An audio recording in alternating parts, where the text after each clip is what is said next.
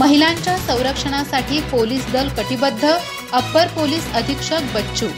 शिवछत्रपतींच्या आदर्शावर police दलाचे कामकाज सुरू.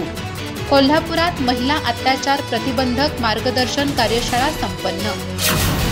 स्वराज्य संस्थापक छत्रपती शिवाजी महाराजांच्या आदर्शानुसार महिलांच्या संरक्षणासाठी आणि सन्मानासाठी पोलीस दल अहोरात्र कार्यरत आहे, असा विश्वास अप्पर पोलीस अधीक्षक धीरजकुमार बच्चू यांनी व्यक्त केला.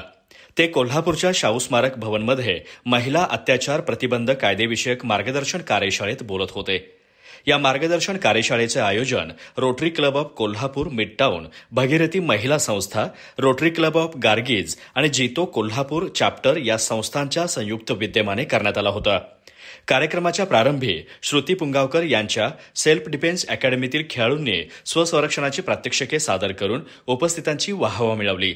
कार्यक्रमाला पोलीस उपाधीक्षक सुवर्णा पत्की, पोलीस निरीक्षक रवींद्र कळमरकर, सहाय्यक पोलीस निरीक्षक Swati Yadav, Rotary club of Kolhapur मिडटाऊनच्या अध्यक्षा सौ अरुंधती महाडिक, चॅनेल बीचे व्यवस्थापकीय संचालक पृथ्वीराज महाडिक, सौ मंजिरी महाडिक आदी मान्यवरांची प्रमुख उपस्थिती होती. सौ अरुंधती महाडिक यांनी भगीरथी महिला संस्थेने गेल्या 18 वर्षांपासून महिलांना स्वावलंबी बनवण्याचं महत्वपूर्ण कार्य केलं असून अशाच प्रकारे अन्य संस्थांनीही महिला सुरक्षेसाठी पुढाकार घ्यावा असं आवाहन केलं.